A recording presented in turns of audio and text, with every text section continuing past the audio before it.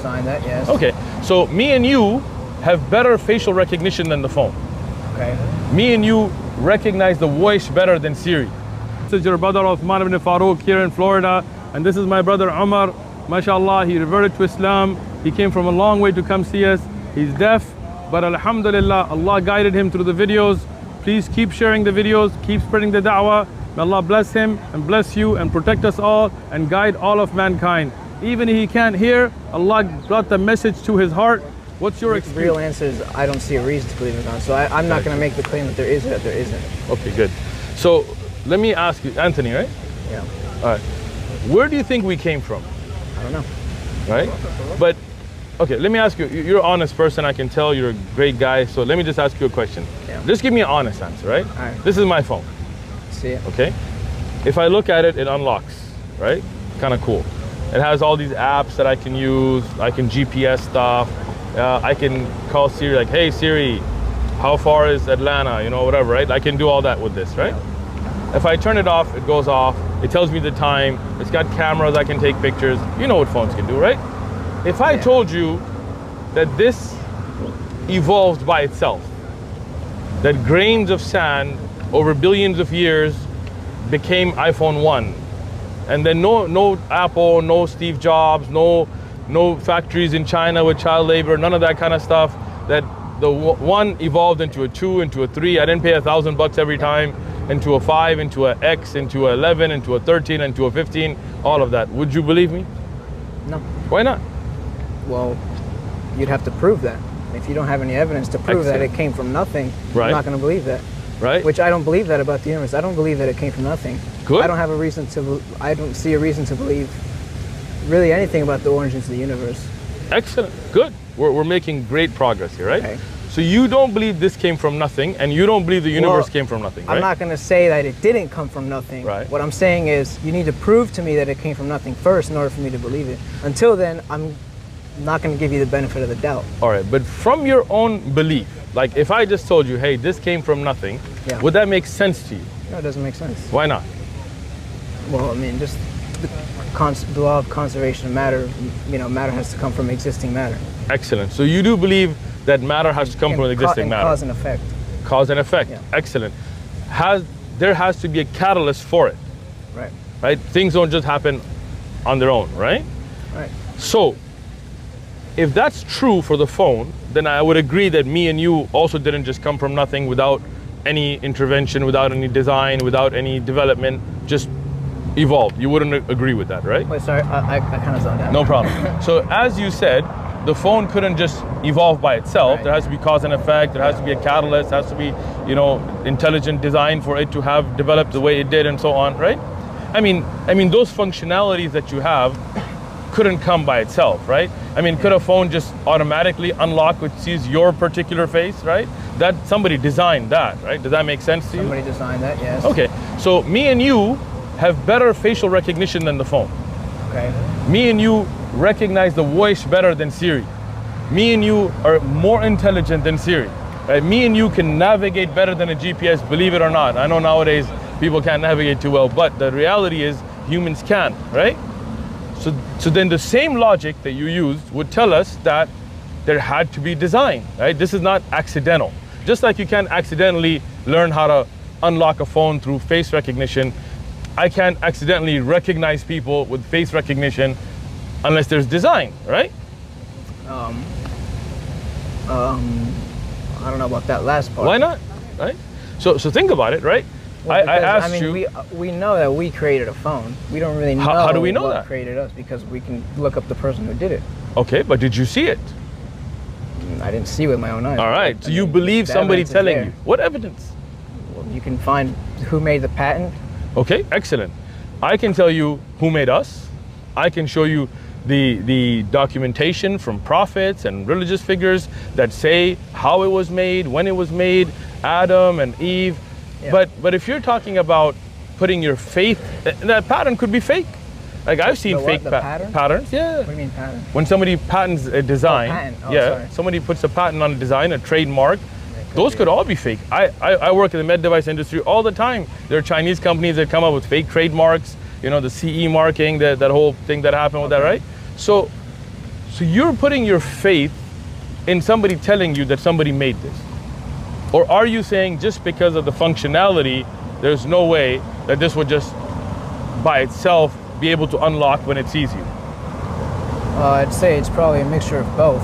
Okay, excellent. You have common sense, obviously. That. Let's go with common sense, right? Common sense tells us that this phone, looking at my face and unlocking, just trusting me that I'm the owner, is not something that just happens randomly. It's something that has purpose, right? What do you mean purpose? Like it has a past, it has a cause, it has a... Exactly. So meaning that if I take this phone and put it to your face, it doesn't unlock, right? Right. Right? So, didn't unlock, right? Now I'm looking at it, it unlocks. Okay. Right? So there's a purpose behind that functionality to secure it, right? Yeah. Now, as a human, we have that ability better than an iPhone. Meaning I can look at the brother and know if I'm gonna recognize him and trust him as my brother, or I'm gonna be like, that's the dude that tried to break into my car last night, let me get my bat, right? So here, you see, that ability is better than a phone. Okay. Right? Yeah. So just like you said, common sense, it doesn't make sense that the phone just randomly developed that feature. It doesn't make sense that humans randomly developed milk in the mother. Okay. Right? If we evolved randomly, how would a mother, a woman, only, like men don't have breast milk, right? Right? I think they can actually lactate. I don't know, man. No, I've heard about it. That might be a little bit weird, dude, or some hormone imbalance, but I've never lactated. I don't know if you have, right? All right, so, right? So, naturally, you see that women also don't regularly lactate.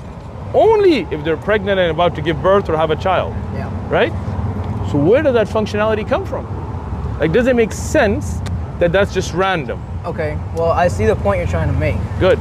A complex object requires... With functionality. With function, okay. Requires... And purpose. Requires an intelligent design, maybe even more complex. Good. Let me ask you this. What's the most complex thing in the universe? What's the most complex and intelligent thing to exist? Do you mean from the things that are creation? In the universe, in the entire scheme of reality, what is the most complex thing? To me, if or you're asking deity me, yeah, sure. that exists? I know where you're going, but let's take it there, right? I believe God is the most intelligent. He knows the most. He is the most. All right, but just so I can make my point. So make it. If a complex being like us requires intelligent design, how could the most complex thing that you could possibly think of also not require intelligent design? Great question. Okay. Let me answer it, okay? Okay. Have you ever seen a puppet show? Not in person. Ever? You've seen a video of a puppet video, show? How does it work, right?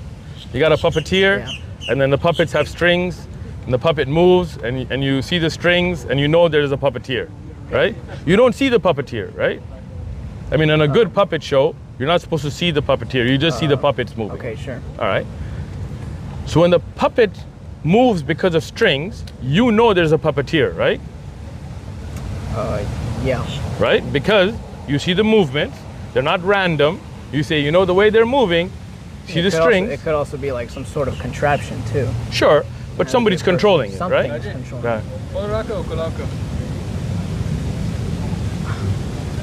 Right. Okay. Oh, it only unlocks with my face. Huh? Yeah, but my face too. All right, so now when we look at that ability, where if we look at the puppet being moved with strings, we know that there is a puppeteer, correct? Of some sort, yeah. Of some sort. When you go to the back and you see the puppeteer, do you ever tell him, hey, where are your strings? No, I don't say that. You don't, right? So the fact that the creation is a sign that there is a creator, it doesn't mean the creator has a creator, right? We are complex, and we are... Aren't we also creators? Don't we also create phones like you said? We don't. We redesign things. Let me explain that. We don't actually create anything. When we make a phone, we take natural elements, put them together, and give them functionality, right? And we look at that phone and say, yes, there is a creator. And when we look at the creation and the complexity of creation, we say, no doubt, there is a creator. But the creator doesn't go by the rules of the creation, right? Just like a phone doesn't go by your rules, right? Meaning you as a person are different. So just like the puppeteer has no strings, right? You don't say because the puppet has strings, then the puppeteer must. No, the puppeteer is above that. Our creator is above being created. He's always been there. He will always be there. He has all knowing. He has no faults like us. He doesn't get tired like us. He doesn't sleep like us. He doesn't lie. He doesn't cheat. He doesn't have the shortcomings of the creation.